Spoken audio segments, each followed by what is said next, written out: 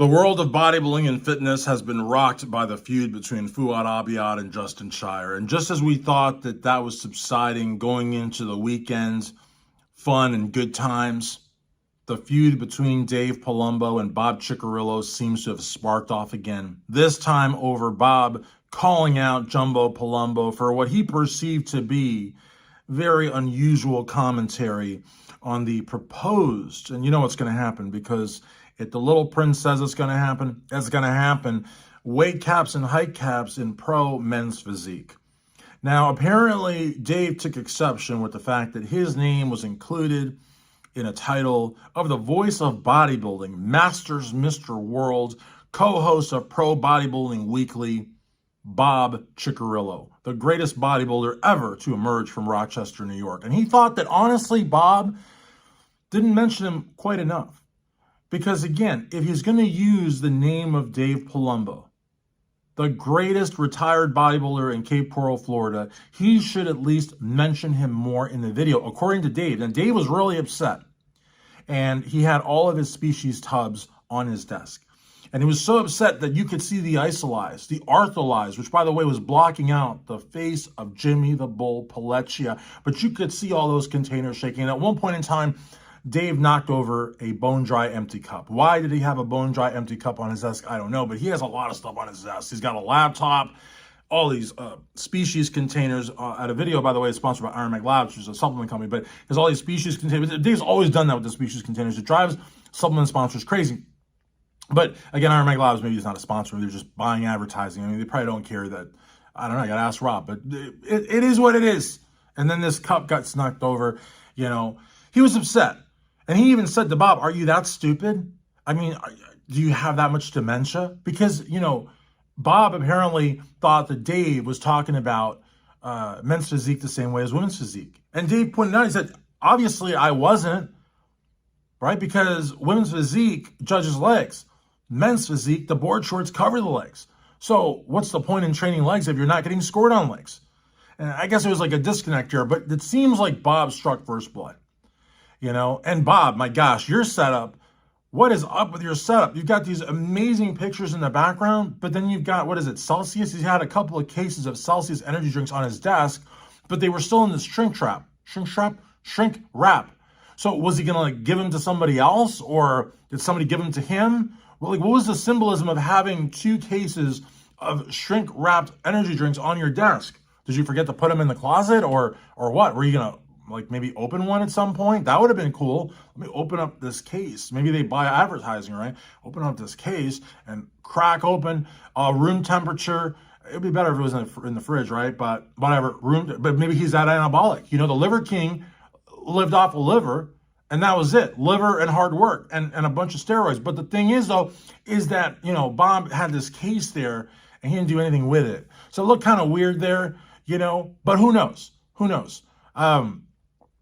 You know, these guys have been going back and forth for as far back as I could remember. I mean, you go all the way back to the Radio War days, you know, when you know, Dave had MD Noble Weekly and Bob had Pro Bodybuilding Weekly, which he co-hosted with Dan Solomon. Dan Solomon, president of the Olympia, you know, he's a heavy hitter right now. And Bob is also connected to Jake Wood. But even Dave said, you know, Dave took exception. This is something that I've heard a lot of people say. And I agree with Dave to a certain extent. Excuse me, we'll have some of my Panera coffee. I want to keep my mouth real moist so I can sound like Nick's Strength and Power. Because it sounds like he has like the most hydrated mouth in bodybuilding. Like, you ever hear that in his voice? It sounds like it's super hydrated. Maybe that's the secret to getting a lot of hits. I don't know. But the deal is, though, is that Dave took exception with Bob saying we. And this is something that we've heard a lot of people take exception with. You know, Bob is, after all, the athlete's rep. You know, he wakes up every morning and he stretches out. He's like, how can I help the athletes I represent? Because that's what Bob's about. That's his mantra. But the thing is, though, when Bob says we, it pisses people off, especially people like Dave, like me, you know, like anybody that's in this industry in the media side, although I'm not like at the level of Dave Palumbo, you know. But I mean, I do what I do. You know what I mean? And Dave just said, "Hey, you're just the MC." Now that is kind of like throwing a little bit of, that's a little much, because I don't like the term "just." You know, if you're part of a bodybuilding show, I think that you get respect. I don't care if you're, the ticket booth person, if you're the expediter, if you are a judge, because Dave made this thing where he said, if you're a judge, you can say we, but you're just the MC. Well, I don't really agree with that. Okay, I get where he's coming from. Yeah, the judges are the ones that score the event, but they're no more important than the expediter that brings the athletes back, or the expediters that keep order backstage, make sure competitors don't get lost. Every show, there's a competitor or two that is gone. Like, they're gone. Okay, they might be there for the prejudging, and then they're gone. Like, where are they? Nobody knows. So, I mean, everybody that is in the show, part of the show, they play a role. So, I didn't like Dave saying that Bob was just the MC. I thought that was a low blow. But on the flip side, I don't like when Bob says we, because he's making it seem like he's speaking for the Federation. And there have been times when he has more than implied it without actually saying it. Even the name of his podcast, or the nickname he's given himself, which he claims people call him, the voice of bodybuilding, is like a little, but again, we're talking about marketing. We're talking about, sensationalism. He wants people to talk about him. But there's a lot of history here too, though. I mean, we can't this is not an isolated instance. I mean, have you guys forgotten about the Joe Rogan email where Dave accused Bob of writing to the Joe Rogan show so that he could not appear as a guest? And Bob's like, show me the money. Show me the proof. Where's the email?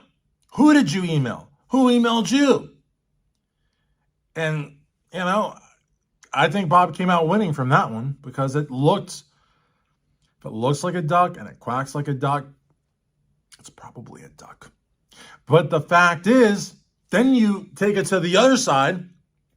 Who's going to tell me, anybody out there, because I have a very small audience, but when I talk about stuff like this, the numbers keep coming back. And I don't like talking about stuff like this, because I'd rather talk about, my interviews with athletes, especially amateur athletes that no one's ever heard of, because their stories are really good stories, but they don't get the hits. I still do them because I love doing that. But who's going to tell me, let's be honest, I don't care if you're a Chick fan, I don't care if you're a Palumbo fan, I don't care if you're just a troll.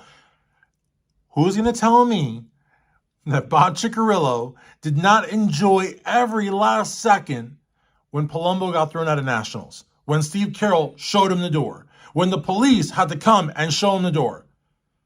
Come on. Bob enjoyed that. Bob had a hoot telling Palumbo that so-and-so's son never told you backstage that you could do what you did backstage. And so-and-so's son never officially got on there and said, I said it or I didn't. So, it's a feud that's been going on for a long time, guys. It's a feud that's been going on for a long, long time. These guys have been taking shots at each other for a long time, and it goes back to the radio days. Now, where you don't see it, when you go back to those radio days, let's talk some history here, because, after all, I am a historian of the sport of bodybuilding, although Bob is probably the PhD in the history of the sport, if you ask him. And Dave also thinks he's quite a historian as well, and they probably are, because they live the history. Whereas I'm just an observer. But if you go back to the rivalry of the first two bodybuilding radio shows, Pro Bodybuilding Weekly and MD Noble Radio, you will see a complete, a stark difference between how the hosts treated each other. Whereas Bob and Dave always had an adversarial type relationship. Whereas Dan Solomon and John Romano always had a very diplomatic relationship. And interestingly, both of those guys, the latter guys, John and Dan, They were the dominant forces in those shows. See, because John was the senior writer, essentially the de facto, maybe not the de jure, but the de facto editor-in-chief of Muscle Development. And I love Steve Blackman, and he would probably argue this point with me, but I would argue that John Romano was the de facto, meaning day-to-day, editor-in-chief of MD. And it's the same distinction that I would give to David Bay, who doesn't like me, and I would give the same distinction to Adina.